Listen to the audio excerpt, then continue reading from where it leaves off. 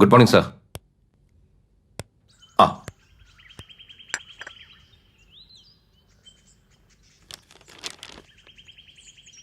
Okay sir. ആ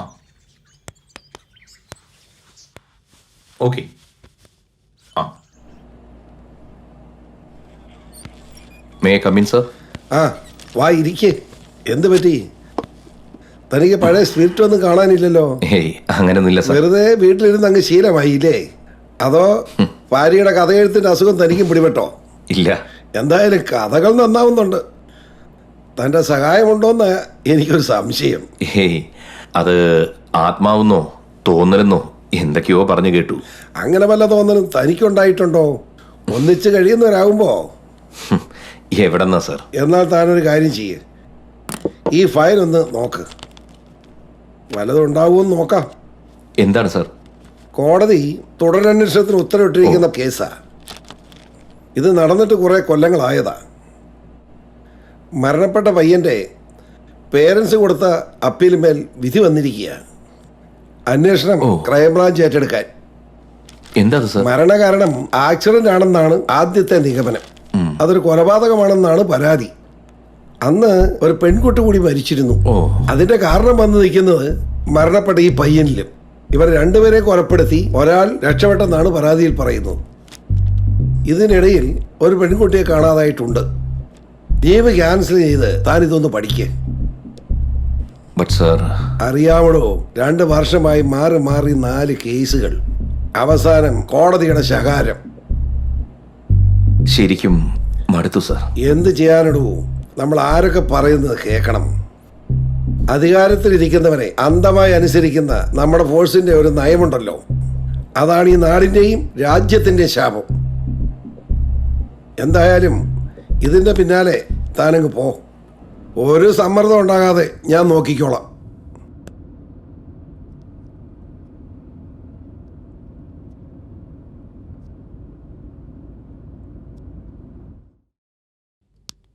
അങ്ങനെ ചോദിച്ചാ എന്റെ അഭിപ്രായത്തിലെ ഹരി ഈ കേസ് എന്നല്ല ഒരു കേസ് ഏറ്റെടുക്കാതിരിക്കുന്നതാ നല്ലത്. കാരണം ഹരിയെപ്പോലൊരാൾക്ക് അന്വേഷിക്കാൻ പറ്റിയ കേസൊന്നും ഇക്കാലത്തിലില്ല. എല്ലാ കേസുകളും അന്വേഷിച്ച് ചെല്ലുമ്പോൾ കാണും അതിനെ സ്വാധീനിക്കാൻ പറ്റിയ ആരെങ്കിലും ഒക്കെ. സത്യസന്ധമായി കേസ് അന്വേഷിക്കണമെങ്കിൽ അത് വല്ല കഥയിലും ആയിരിക്കണം. ഹരി ഇപ്പൊ ആലോചിക്കുന്ന എന്താന്ന് ഞാൻ പറയട്ടെ. ആര് വേണ്ടെന്ന് പറഞ്ഞാലും സാരമില്ല, ഞാൻ വേണ്ടെന്ന് പറഞ്ഞതുകൊണ്ട് ഹരി ഈ കേസ് അന്വേഷിക്കും. എത്ര സമ്മർദ്ദം ഉണ്ടായാലും ആ പ്രതിയെ കണ്ടെത്തും. അങ്ങനെയൊക്കെയല്ലേ? അല്ല പിന്നെ നീ ഇന്ന് എത്ര സുന്ദരിയാണെന്നും.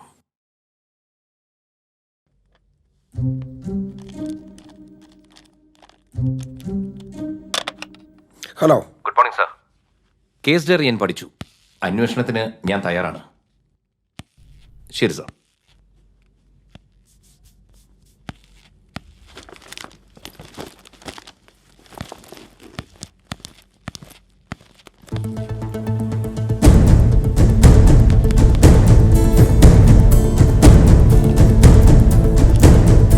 എഞ്ചിനീയറിംഗ് വിദ്യാർത്ഥിയായിരുന്ന ജോണിന് റോസ് എന്ന +2 വിദ്യാർത്ഥിനിയോട് പ്രണയം തോന്നുകയും അവർ അടുക്കുകയും ചെയ്തു.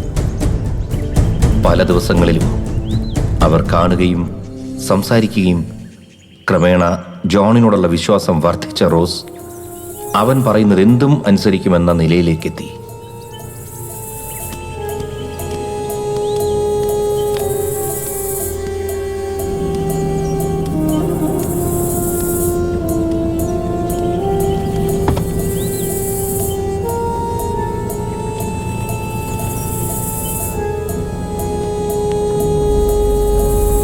ജോൺ നേരം പോക്കിനായി സ്നേഹിച്ച റോസ് ഗർഭിണിയാണെന്ന് മനസ്സിലാക്കുന്നതോടെ അവൻ അവളെ ബുദ്ധിപൂർവ്വം ഇല്ലാതാക്കാൻ ശ്രമിച്ചു.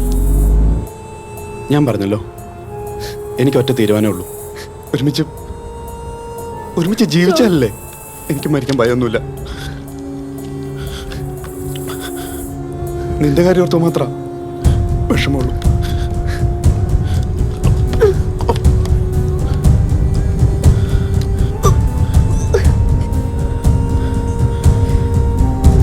എനിക്ക് ഒരുപാട് ഇഷ്ടമാണ് ജോണിനെ.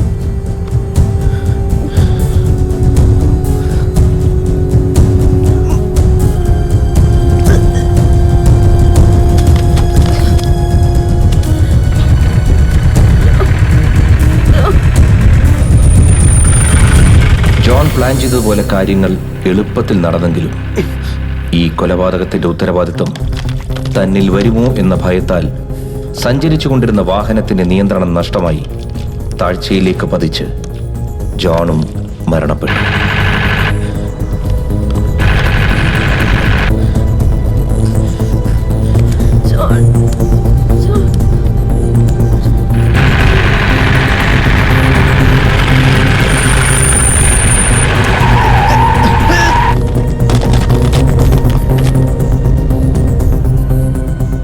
അതൊരു ആക്സിഡന്റ് ആയിരുന്നില്ല, അതെനിക്ക് ഉറപ്പാണ്.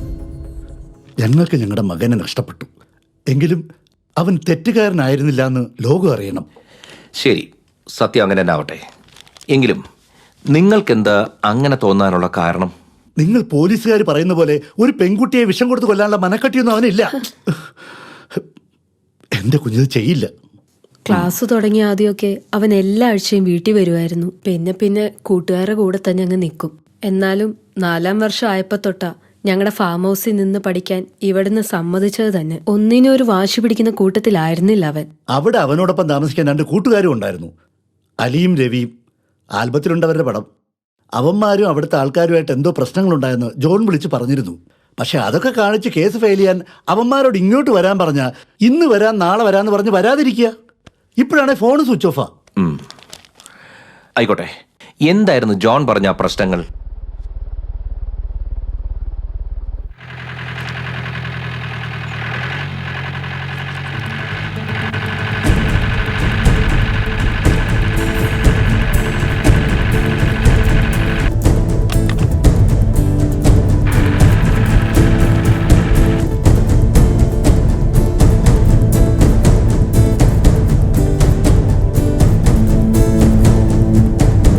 ഇവളെ കണ്ടോ സാറേ? അന്ന് വീണതാ. ഞങ്ങളവളെ ഒരു പ്രയാസവും അറിയിച്ചിട്ടില്ലായിരുന്നു. അത്രയ്ക്കിഷ്ടമായിരുന്നു അവളെ. പിന്നെന്താ സംഭവിച്ചത്? റോസിന്റെ ഒരു കൂട്ടുകാരി ഉണ്ടായിരുന്നില്ലേ, കാണാനില്ലെന്ന് പറഞ്ഞത്? സെൽവി. അവളൊരൊറ്റ ഒരുത്തിയാ എൻ്റെ കുഞ്ഞിനെ ഇങ്ങനെ ഇല്ലാതാക്കിയത്. സെൽവി? ഒരു പരാതി കൊടുക്കാമായിരുന്നില്ലേ? എന്തിനാ സാറേ ഈ വയ്യാത്ത ഇവളെ ഇവിടെ തനിച്ചാക്കിയിട്ട് ഞാൻ കോടതി കയറി ഇറങ്ങാനോ? അതുകൊണ്ടൊന്നും ഞങ്ങൾക്ക് പോയത് തിരിച്ചു കിട്ടത്തില്ലല്ലോ സാറേ. അവളെ ഒത്തിരി പാവമായിരുന്നു സാർ.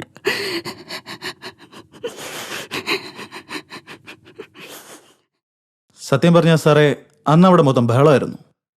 സാർ ഈ പറഞ്ഞ പയ്യന്റെ കാര്യമായിരിക്കും. ഒരു സ്ത്രീ പരാതി തന്നിരുന്നു, അവരുടെ മകളെ കാണാനില്ലെന്ന് കാണിച്ച്. പരാതി തന്നല്ലാതെ പിന്നീട് അതിനെപ്പറ്റി അന്വേഷിക്കാനൊന്നും അവർ വന്നില്ല.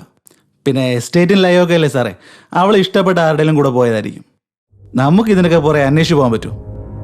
എന്തുകൊണ്ട് പറ്റില്ല? അതപ്പോ സാഹചര്യം അതായിരുന്നു. അപ്പോഴത്തെ സാഹചര്യമല്ല മിസ്റ്റർ ഇവിടുത്തെ പ്രശ്നം. ആ പരാതിക്കാരിയുടെ സാഹചര്യം. എസ്റ്റേറ്റ് ലയത്തിലെ ഉയർന്ന വിദ്യാഭ്യാസമോ ലോക വിവരമോ മേൽത്തട്ടിൽ പരാതി നൽകാനുള്ള മിടുക്കോ അന്വേഷണ സംഘത്തെ സ്വാധീനിക്കാൻ കഴിവോ ഒന്നുമില്ലാത്ത ആ സ്ത്രീയുടെ പരാതി അന്വേഷിച്ചില്ലെങ്കിൽ ഒരു കുഴപ്പവും സംഭവിക്കില്ലെന്നുള്ള ധാർഷ്ട്യമുണ്ടല്ലോ. പിന്നെ നിങ്ങൾ ഓടിപ്പോയെന്ന് പറഞ്ഞില്ലേ, ആ പെൺകുട്ടിയെ കൂടി അവൻ കൊന്നു കളഞ്ഞാണെങ്കിലോ?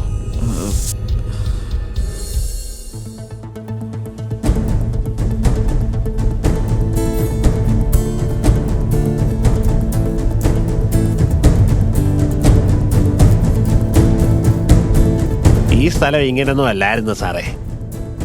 ഇവിടെ മൊത്തം മലകളായിരുന്നു. അത്രയും കെട്ടിടങ്ങളൊന്നും ഇവിടെ ഇല്ലായിരുന്നു.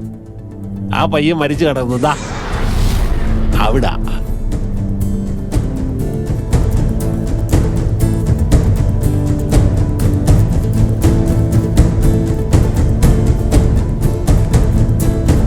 ഇവിടെ വല്യൊരു സ്ത്രീ അറിയാം? എനിക്ക് അറിയില്ല സാർ. കാണുന്നതാ വല്യൊക്കെ താമസിച്ചോണ്ടിരുന്ന സ്ഥലം. അതൊരു ലയവാ. ഈ വല്ലി ഇപ്പൊ എവിടെയാണുള്ളത്? ഇപ്പൊ അവിടെങ്ങും ആരുമില്ല.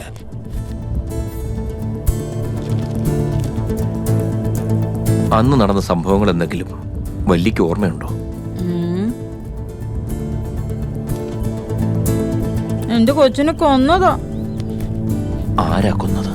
ഞാനാ കൊന്നത്. കൊന്ന കാര്യമൊന്നും എനിക്കറിയത്തില്ല സാറേ. എല്ലാവരും തമിഴ്നാട്ടിൽ നിന്നുള്ളവരാ. അതിലൊരാളായിരുന്നു സാറേ സ്വാമി. അവൻ വന്നിട്ട് അധിക കാലമൊന്നും ആയിരുന്നില്ല സാറേ. പിന്നെ അന്ന് ഇന്നത്തെ പോലെ ID കാർഡൊന്നും വാങ്ങിച്ചു വെക്കുന്ന പരിപാടി ഇല്ലോ സാറേ. എന്നാലും അയാൾ എവിടത്തുകാരനാണെന്ന് നിങ്ങൾക്ക് അറിയില്ലേ? അത് തമിഴ്നാട്ടിലെവിടെയോ ആണെന്നല്ലാതെ കൃത്യ സ്ഥലമൊന്നും എനിക്കറിയത്തില്ല സാറേ. കഴിഞ്ഞിട വരെ അവരിൽ 2 പേര് ഇവിടെ പണിക്കുണ്ടായിരുന്നു. അപ്പോ ബാക്കിയുള്ള ഒരാളോ? അവനെയും ആ പ്രശ്നം ഉണ്ടായെന്ന് കാണാതായതാ. അവന്റെ പേര് മണി എന്നായിരുന്നു. മണി?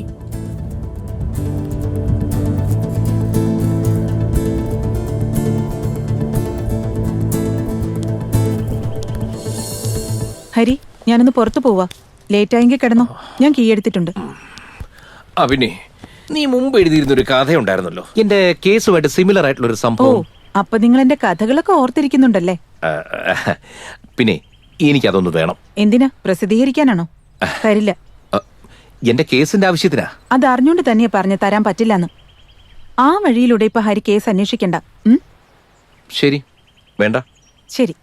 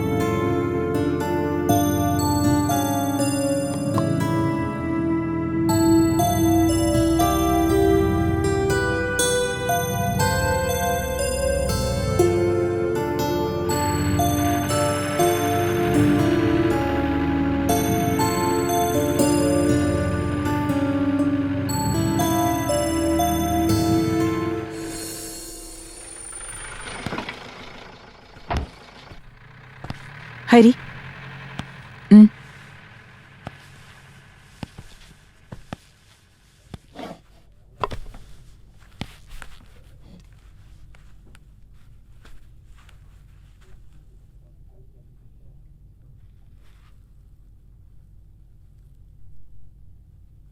ഹരിക്ക് ഓർമ്മയുണ്ടോ ഇന്ന് ഏത് ദിവസമായിരുന്നു? നമ്മുടെ കുഞ്ഞ് ജീവിച്ചിരുന്നെങ്കിൽ ഇന്നവക്ക് 10 വയസ്സാവുമായിരുന്നു. നിനക്ക് വേറൊന്നും ഓർമ്മിപ്പിക്കാനില്ലേ? അങ്ങനെ വേറെന്തെങ്കിലും ഓർമ്മിപ്പിക്കാനായി പിന്നീട് ജീവിതത്തിലൊന്നും സംഭവിച്ചിട്ടില്ലല്ലോ. അതിന് ഞാൻ എന്തെങ്കിലും ചെയ്തോ? അല്ല, സമ്മതിച്ചു. അതിന് ഞാൻ ഈ ദിവസം ഓർക്കുന്നുണ്ടെന്നല്ലേ ചോദിച്ചുള്ളൂ. ഓർത്തു വെക്കാനുള്ള ഒന്നും അല്ലല്ലോ നടന്നത്. അല്ലെങ്കിൽ തന്നെ ആലോചിക്കാൻ ഒരു 100 കാര്യങ്ങളുണ്ട്. അന്വേഷണമായിരിക്കും. എന്താ വേണ്ടേ? ഹരിക്കല്ലെങ്കിലും സ്വന്തം കാര്യങ്ങളാണല്ലോ വലുത്. അതെ, സ്വന്തം കാര്യങ്ങളാണ് വലുത്. ആരെങ്കിലും പ്രതിയാക്കാൻ പാകത്തിന് എവിടെയെങ്കിലും ഉണ്ടാവും. പോയി കൊണ്ടുവന്നാ മതിയല്ലോ. അല്ലാതെ നിങ്ങൾക്ക് ജീവിതത്തിൽ എന്തെങ്കിലും അന്വേഷിച്ച് കണ്ടെത്താൻ പറ്റുമോ? മറ്റുള്ളവരുടെ കാര്യങ്ങൾ